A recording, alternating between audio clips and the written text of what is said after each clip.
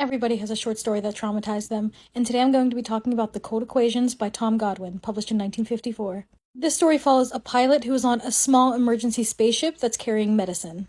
These ships are very small and only have enough fuel to carry them exactly to their destination.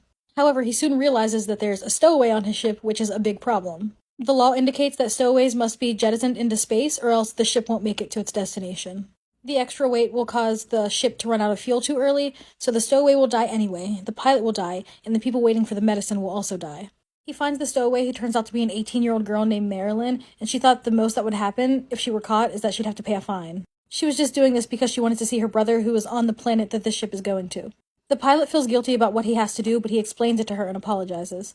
Marilyn is obviously extremely upset, but she understands that ultimately there's no other option. Either way, she's gonna die. They determine that she has an hour before she needs to be jettisoned. In that time, she decides to call her brother and write a letter to her parents.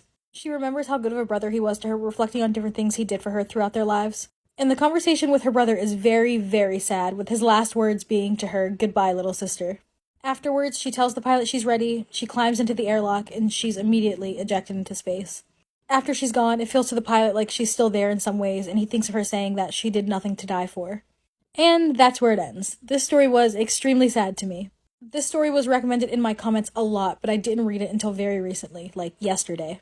And if I'm being honest, everything with the OceanGate submersible recently kept making me think about this story. Obviously, it's not exactly the same scenario, but I couldn't get it out of my head. The story is very tragic, particularly because there's no bad guy. Everyone's hands are just tied.